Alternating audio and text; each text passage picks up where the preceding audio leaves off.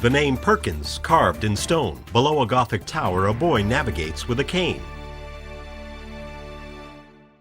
Perkins and the American Foundation for the Blind present Assistive Technology Assessments with Ike Presley. I think the first technology I got introduced to was in the 6th grade. I had a teacher that taught me typing. And that was a major thing because I was the kid who was always getting his papers handed back saying, I can't read this, write it again, you know. So once I could start typing, that was a big deal. I ended up going to Florida State, and that was back then, before the ADA and everything. They encouraged all students who had a vision problem to go to that one university because there were a lot of services available there.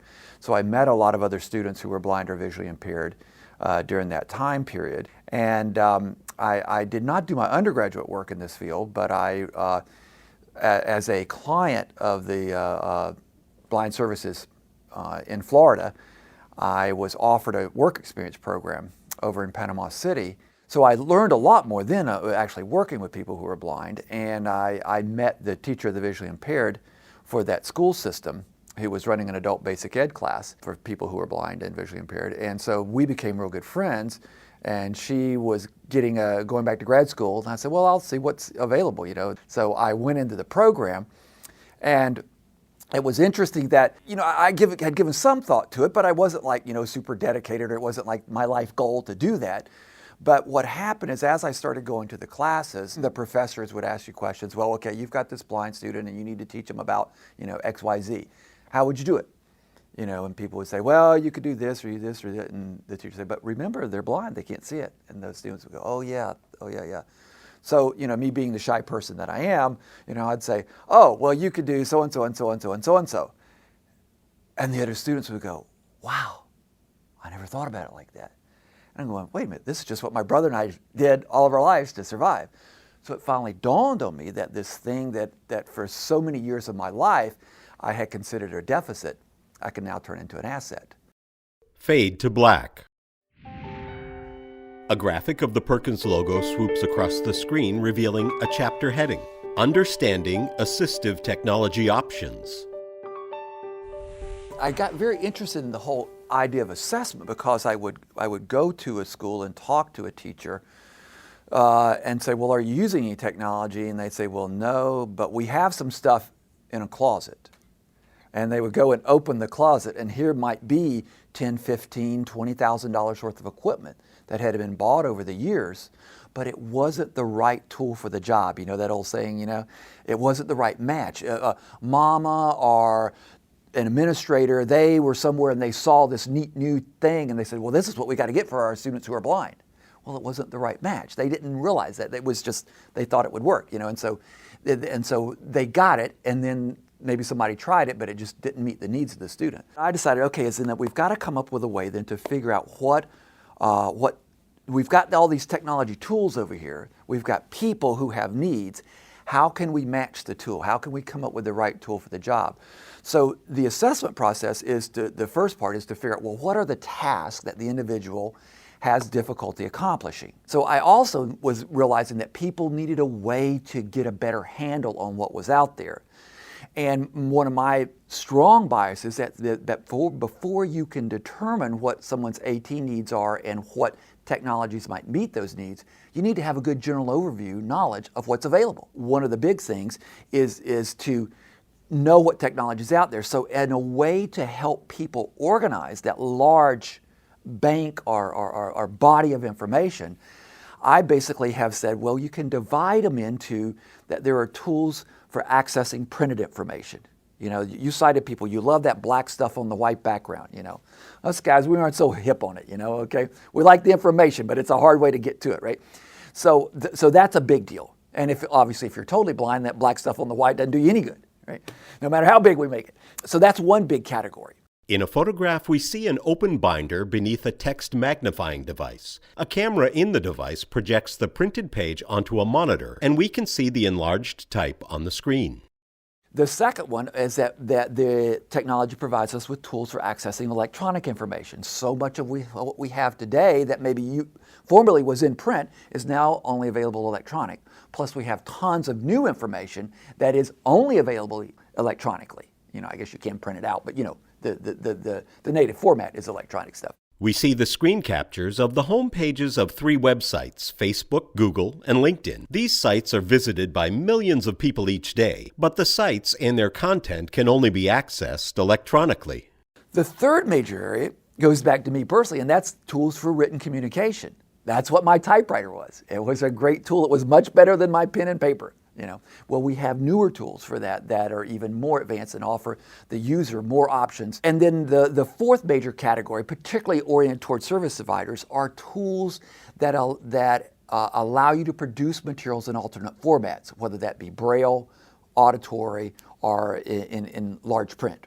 We see photographs of 2 assistive devices that users who are blind or visually impaired can use to produce or access information. The first is a keyboard that is coupled to a refreshable Braille display, and the other is a Braille note-taker, a device about the size of a paperback book that allows the user to write in Braille and also read Braille on the refreshable Braille display that is part of the device.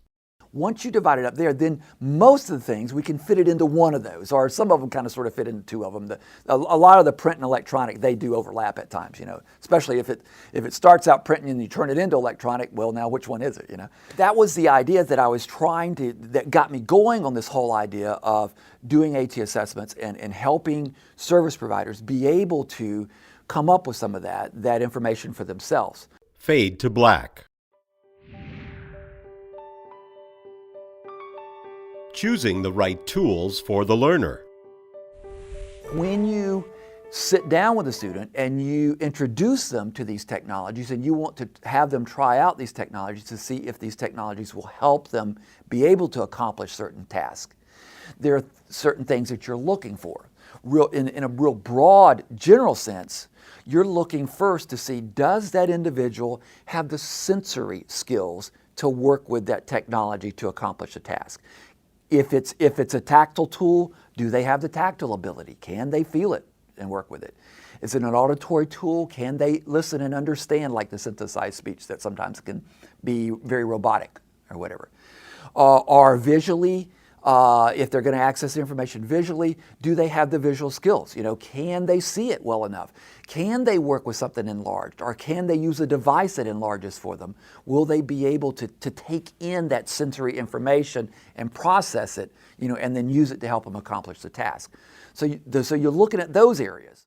We see the first page of a checklist titled Vision Aids Evaluation. The checklist is used by the evaluator to determine what strategies and technologies would be most beneficial to a blind or visually impaired student, as well as students who are multiply disabled. Among the areas of evaluation in the 14-page document are accessing print with or without assistive devices, writing, producing written materials, and computer access. While observing the student, the evaluator is asked to provide information such as the student experienced visual or physical fatigue after reading without adaptations for X number of minutes, with adaptations for X number of minutes. Second, you look at, does the person actually have the physical ability? Can they push the buttons? Can they pull the levers? Can they lift it? Can they manipulate it okay? Because many of the particularly students that we work with, many of them have additional disabilities, and sometimes it's a motor disability. So we've got these great tools, but their hands don't work real well, so they won't be able to do it. So we've got to come up with another alternative. So you want to know, do they have that physical ability? In a photograph, a student who is multiply disabled and visually impaired sits in a wheelchair with head and torso supports. The student's right wrist is supported by a blue brace, and the right arm is extended onto a desktop, which rests on the chair's arm. In front of the student is a computer monitor with 4 images on the screen. The student can interact with the images by using a large yellow switch that is within easy reach. And then third, we look at the cognitive ability. We know that cognitive ability varies, just like any other ability in humans. And we certainly don't want to use technology and devices that have what we call a real steep learning curve with someone who has, say, a reduced cognitive ability, And at the same time, we know if the person has very good cognitive skills, even though I work with them today and they don't pick it up perfectly, we know because of their cognitive abilities that, hey, with some training and practice time, this person's going to be able to take this tool and use it to accomplish tasks that are part of their educational program. Fade to black. Conducting an assessment. A practical example. I think many of the students that we deal with who have low vision, too often one of the major criteria for whether they get service or not is how are they doing in class. You know, if they're making A's and B's, most people say, hey, he's getting along fine, don't worry about it. Well, my bias is that, hey, if it's a B student, that if we gave them better tools for doing their work, they could probably become an A student very easily. So anyway, I'll give you an example. Let's take a typical high school student who happens to have low vision. Okay, he's functioning pretty well academically, but he's probably a BC student. He has some difficulty with reading from a visual standpoint, that he reads a little bit slower than other people. It takes him longer to get his work done. His writing again is difficult. Doing handwriting of tasks and things like that. So what I might do is go in and we would, with a student like that, the first thing we want to know is the eye condition stable, or is it degenerative? Because that's going to guide where we go. Then second thing we want to know is we want to know that the individual has had what we refer to as a clinical low vision evaluation, so that we know that student has the best optical systems we can come up with, the best glasses, the best contact lenses, whatever it is, that's been worked out. And then that in that clinical low vision evaluation also, the doctor, the specialist, will recommend the use of extra optical devices such as handheld magnifiers or stand magnifiers that most everybody is familiar with, and then maybe even some of the electronic magnifiers. So I'm going to look at, okay, how is he using those tools that he has to accomplish tasks? Okay, well, who wants to sit there with a magnifier and read 20 pages of American history? You're talking fatigue issues, that type of thing.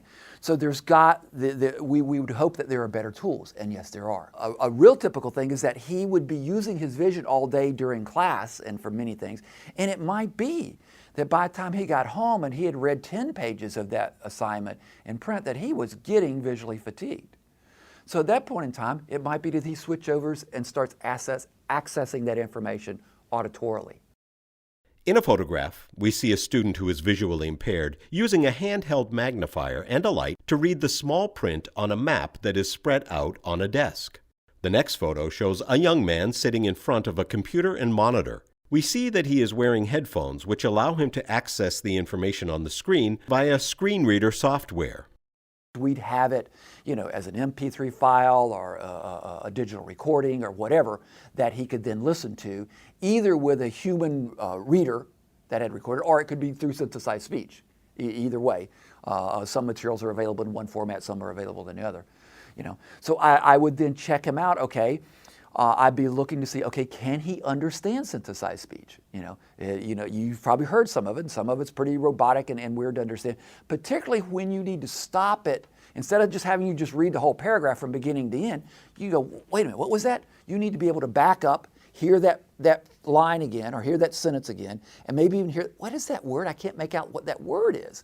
So you can stop and make it spell the word to you. Well, when it spells, then you have to be able to distinguish things like B, T, D, D, E, C, V, letters that sound very similar. So again, in that assessment process, I'm looking to see, does that individual have the auditory skills to identify similar sounding, letters? Now they're going to get, A and F and Z and Q. Those are not too hard. If they're having trouble with those, then we've got some real auditory stuff going on, and then auditory might not be the tool. So we might move that person into Braille as another option. We do have many individuals out there who are what we call dual modality learners. They do some things visually and some things tactilely. And then we've got our tri-learners that do it visual, tactile, and auditory.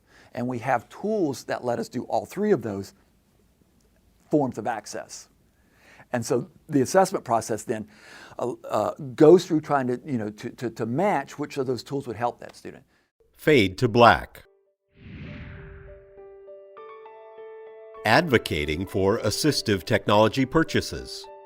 One of the things I really try to get across to the teachers and stuff, when they go to write that technology report, they are probably going to need a lot of rationale and justification for the technology they're asking for, because many of these technology tools can be very expensive. It's not unusual for it to be $1,000 to $5,000 for some of these tools. And you can see a special ed director in the school system saying, "What? You want me to spend $6,000 on this student for a note taker?" And that's one piece of technology, and that's the common name of it is a Braille note taker. And one of the things I try to get the teachers to do is to quit calling it that, because wait a minute, I'm going to spend $6,000 so this kid can take notes? That doesn't seem like such a good buy, right? But these Braille note takers are really accessible PDAs. Okay, well, most people know what a PDA does. You can have your contacts, your calendar, your scheduling. Even the newer ones, you can do your email on it. You can browse the internet. The newer ones, you can have GPS on them. So they go, oh, okay, well, that's a tool that then can do 5 or 6 things. It's almost like a small version of a Swiss Army knife, right? For people who are blind or visually impaired. So, so I work with them on understanding that in that report, when they ask for one of these $6,000 pieces of equipment, they're going to then give a lot of rationale and justification. Hey, I'm asking for this because it has these 6 features. And this feature will allow the student to accomplish this task in their program. This feature will allow them to be able to do this. This feature will allow them to be able to be more competitive. In a photograph, we see an example of an accessible PDA that can be used for a variety of tasks. This note-taker has a 20-cell refreshable Braille display and can interface with a number of computer applications. One of the big issues for students who are blind or visually impaired in the K-12 environment, in the higher ed environment, and in the employment world is efficiency and speed. Because of having reduced vision or no vision, many times we don't quite accomplish things as quick as other people do. So anytime we can find a tool or a technology that can help us be more efficient, not just faster, but quicker and getting all the information efficient with it, it's a really big deal. Okay, so that's the rationale, that's the logic you're using when you write up a report to convince, quote, the powers that be with the money purse strings, as they say, right? That's why this student needs this. And then I also work with them real close on some of the tools that maybe will do more than 1 or 2 things, to be sure to point that out, but that when it can save staff time. That's what I really want to get across to the service providers, is how you get people outside of our field to understand the importance and the impact that technology can have on a student who's blind or visually impaired. Fade to black. How often should learners be reassessed? How often should you redo an assistive technology evaluation? And in general, you might say every 3 years. Just if no other reason has come up to do it, certainly after 3 years you'd want to do it. But a couple other factors come into it. One is, are there now new tasks that the student needs to do that they're having difficulty doing? Well, that could instigate another assessment. Now, it might not be a full assessment because it's kind of maybe oriented toward that one thing, but it would still be a type of assistive technology assessment. Another thing is the student's visual condition may change, or some of their physical condition may change. Or the things that are being asked them, the typical one, is when you go from 3rd to 4th grade, print gets smaller. Okay, well, we may have great technology in place for this kid in 1st grade and it's working well, and then when they hit 4th grade and things start getting tiny, comparatively, we'll need to do a reevaluation to find tools that are going to then help them be able to work in that new environment. The other one is you can always do little mini ones when some new technology comes along. that sort of hasn't been available for. A way of accomplishing this task, and we never had a tool that let us do it like this before.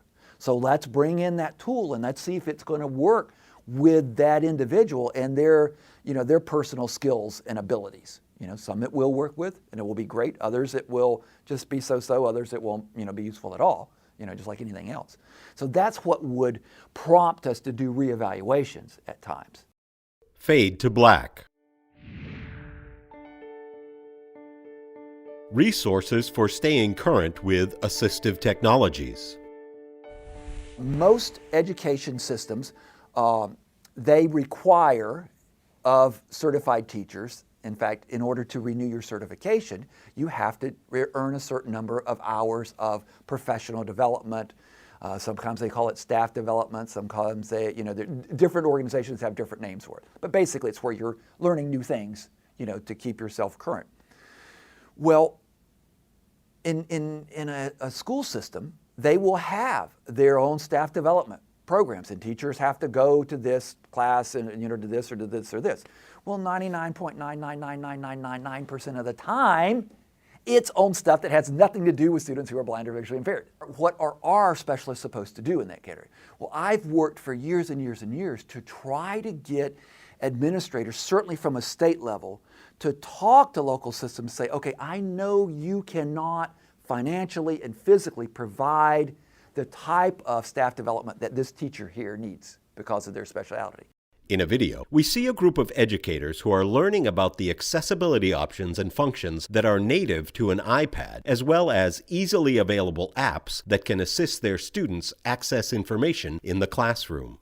So let's do it as a state or as a region, or even as a country, I guess we could, pool some resources and then offer those types of trainings, okay? And that does happen. Like I've been brought in, the state of Florida a couple of years ago brought me in to do what they call weekends with the experts.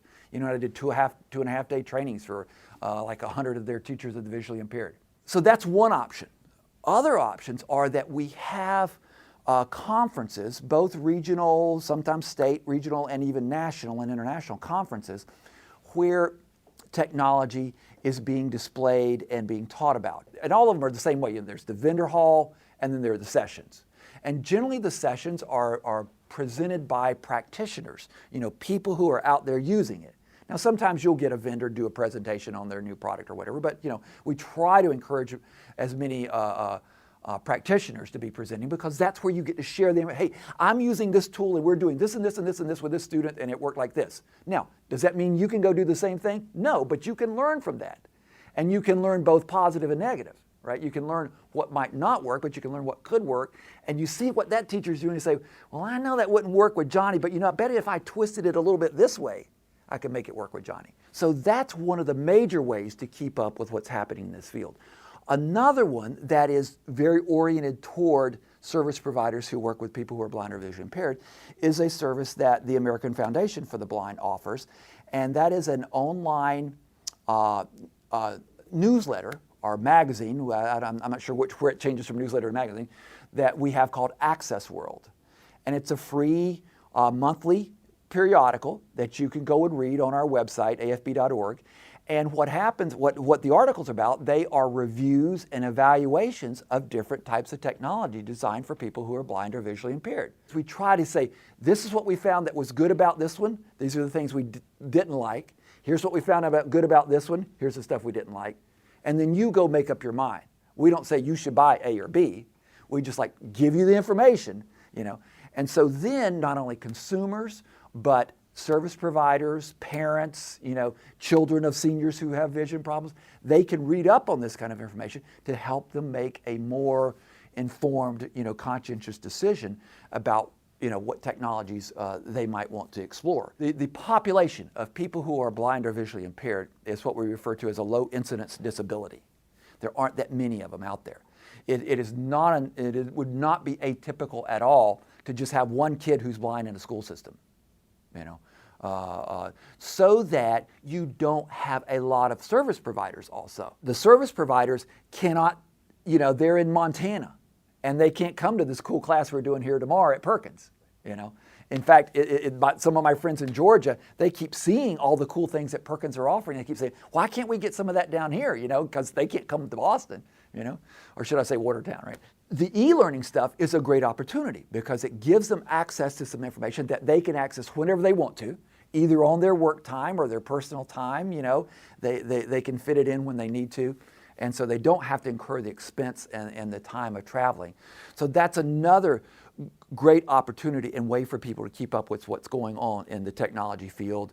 Plus also just our whole field in general of the, you know, as sometimes we jokingly refer to it as the blind biz, you know, just what's going on in the old blind biz, you know. You can learn through these types of online and e-learning opportunities. Fade to black.